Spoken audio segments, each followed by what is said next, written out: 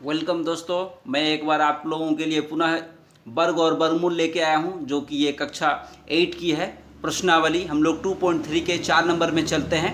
आइए इसको स्टार्ट करने से पहले कुछ प्रतिरूपों को हम लोग पहले अच्छी तरह से समझ लें। उन प्रतिरूपों को यदि हम लोग अच्छी तरीके से समझ लेते हैं, उसके बाद ही हम लोग इसको अध्याय में आसानी से इसको बना पाएंगे। संख्याओं के वर्गों का अवलोकन कीजिए। यहाँ हम लोग संख्याओं के वर्गों का अवलोकन करेंगे। 1, 11, 111 इस प्रकार की जो संख्याएं होती है उसका हम लोग वर्ग देख रहे हैं। 1 का वर्ग 1 हो रहा, फिर से 11 का वर्ग 121 हो रहा, फिर 111 का वर्ग क्या हो रहा, 1 2 3 2 1। यहाँ ध्यान देंगे, इधर 1 की संख्या 4 है तो इधर 1 2 3 4 तक गया, उसके बाद 4 के बाद 3 2 1। इस प्रकार से ये संख्याएं बढ़ती है। इस प्रकार से हम लोग समझ रहे हैं कि जितनी संख्याएं होगी, जितनी एक होगी वहां पे, उसके आधार पे ही हम लोग यहाँ पे इसको लिख। प्रश्न संख्या 4 के पहला प्रश्न में तो हम यहाँ देख रहे हैं, पहले एक की संख्या कितनी है, 1 2 3 4 5 6 बार है, यानी कि हम इसको भी लिखेंगे 6 तक, 1 2 3 4 5 6, और फिर उधर से घटते क्रम में 5 4 3 2 1। ये हो गया आपका आंसर।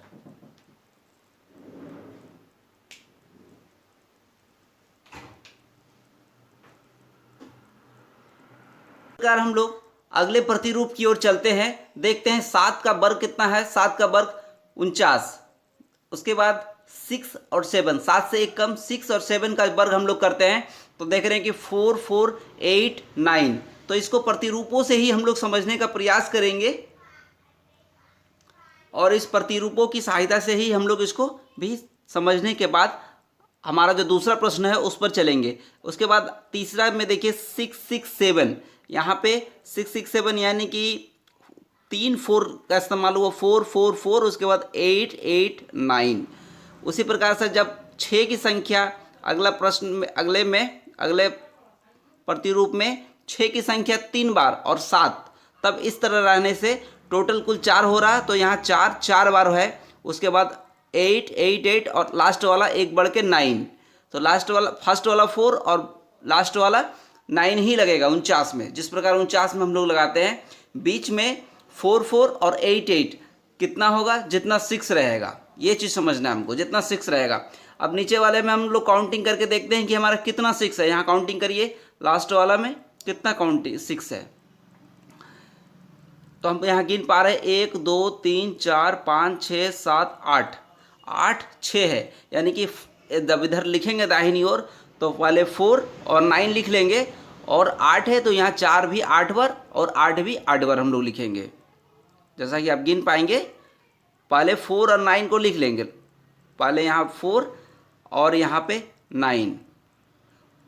अब आप यहाँ पे देखिए, यहाँ 4 और यहाँ 9, इसके बीच हम लोग काउंटिंग करते हैं कि जितना 6 है उतना ही हमारा 4 भी रहेगा और 8 भी रहेगा।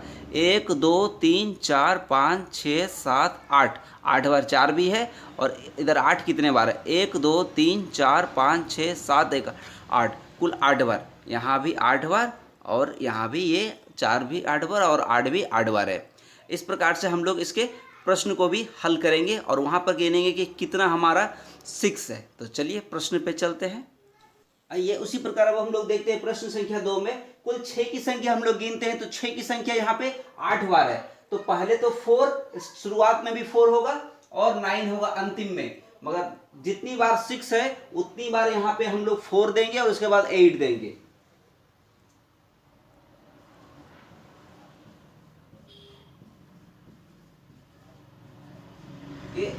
अब कुल 8 बार हो गया, अब हमारा 8 भी देना है 8 बार।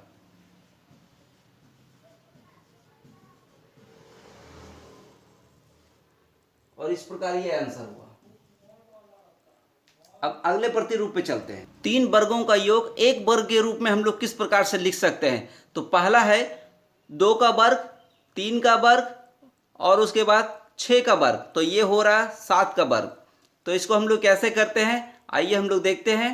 पहले 2 का वर्ग करते हैं, उसके बाद 3 का वर्ग, यानी कि अब हम लोग इसको किससे निकालेंगे, तो यहाँ 2 गुना 3 करके यहाँ 6 निकलता है, और 2 गुना 3 यहाँ करके यहाँ हमारा 6 होना चाहिए, और 6 के बाद एक इधर 7। यदि ऐसा हम लोग बैठाते हैं ये प्रतिरूप में तो हमारा ये सही हो जाता है। अब देखिए नीचे वाला में उदाहरण में 5 यहाँ 6 का वर्ग, 5 और 6 का वर्ग, 5 और 6 का वर्ग किए, और 5 6 30 होता है, यहाँ 30 भी लिख दिए, और इसके बाद 31 का ये वर्ग के बराबर होगा।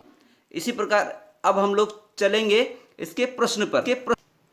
अब इसको हम लोग 3 वर्गों को एक वर्ग के रूप में दर्शाते हैं। तो 7 है और 8 है, 7 का वर्ग, 8 का वर्ग, और यहाँ 56 का वर्ग। तो 7 8 56 होता है, 56 के बाद एक 57 का वर्ग कर देना है, 57। तो इनका वर्गों का योग इसके वर्ग के योग के बराबर होगा। अगले प्रतिरूप में चलते हैं जहाँ पे हम लोग देखेंगे कि इसको किस प्रकार से बनाया गया है। तो हम लोग इसमें उदाहरण देख रहे हैं 1 2 1 का। 1 2 1 का जब है तो बराबर करके वहाँ 2 2 का वर्ग और नीचे 1 2 1 लिखा गया प्लस करके यहाँ, जैसा कि हम देख पा रहे हैं। उसके बाद यदि 1 2 3 2 1 रहे, यानी कि यहाँ आप देख पा रहे हैं 1 2 1 2 3 2 1, यदि ऐसा रहता है यानी कि यहाँ 3 तक गई है संख्याएं, तो यहाँ 3 3 3 3 बार लिखेंगे, उसका वर्ग कर देंगे ऊपर में, और नीचे में हम लोग क्या करेंगे कि 1 2 3, उसके बाद 3 2 1। इस प्रतिरूप को देख के आपको समझना है। फिर यहाँ पे आप देखिए यहाँ 5 तक गया है, 1 2 3 4 5, अब 5 के बाद डाउन होगा 5 4 3 2 1।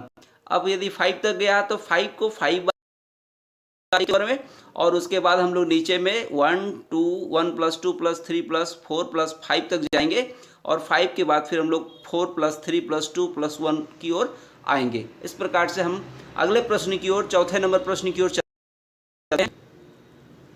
प्रश्न संख्या चौथे पे हम लोग अब आ गए हैं। यहाँ हम लोग देखते हैं कि कहाँ तक है, 1 2 3 4 5 6 तक है, और उसके बाद फिर 5 4 3 2 1 6 तक है, यानी कि 6 को 6 बार लिखना, 6 को 6 बार लिखना है, और यहाँ 6 तक जाएगा फिर घटेगा 5 + 6 + 5 + 4, उसके बाद 4 आपका 3 से लिखा हुआ है, तो थोड़ा सा इसको 3 4 के बाद 3 2 1, इस प्रकार से हमारा ये आंसर प्राप्त हो रहा है। इस प्रकार से आपने देखा कि कितने ही आसान तरीका से हमने इस प्रश्न संख्या 4 के प्रतिरूपों को आसानी से भरा। प्रश्न संख्या 5, एक पाइथागोरस त्रिक ज्ञात कीजिए जिसमें छोटी संख्या 10 हो। तो पहले हम लोग समझते हैं पाइथागोरस क्या है, पाइथागोरस त्रिक क्या है। तो एक समकोण त्रिभुज में, मान लीजिए किसी समकोण त्रिभुज में उसकी 2 छोटी भुजाएं, 2 भुजाओं का वर्ग तीसरे भुजाओं के यदि बराबर होता है, 3 का वर्ग प्लस 4 का वर्ग यदि 5 के बराबर होता है, तो हम लोग इसको कहते हैं कि 3 4 और 5, 3 4 और 5 का जो समूह है वह पाइथागोरस त्रिक है। अब इस प्रश्न को हल करने के लिए हम लोग सर्वसमीकरण का इस्तेमाल करते हैं।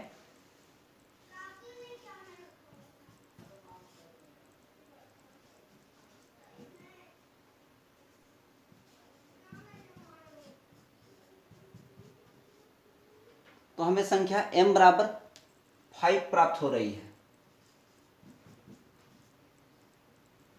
अब हम लोग इसको निकालते हैं, m² - 1,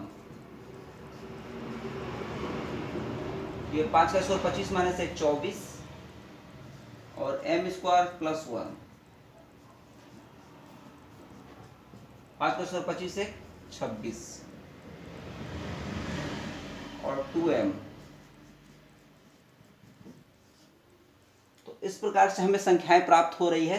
सबसे छोटी हो गई संख्या 10 और सबसे बड़ी हो गई 26। इस प्रकार से हम लोग पाइथागोरस त्रिक कहते हैं। ये पाइथागोरस त्रिक, ये 5 का 2, एक पाइथागोरस त्रिक ज्ञात कीजिए जिनमें से एक संख्या 6 हो।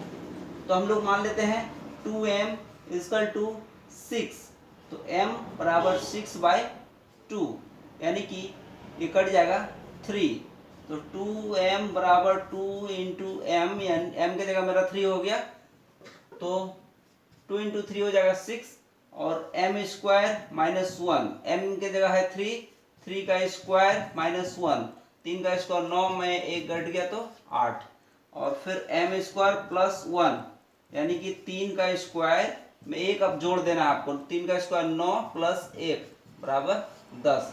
तो ये जो हमें संख्याएं प्राप्त हुई 6, 8 और 10, इसी को हम लोग पाइथागोरस त्रिक कहते हैं। इसी के साथ यह हमारा समाप्त हुआ। धन्यवाद।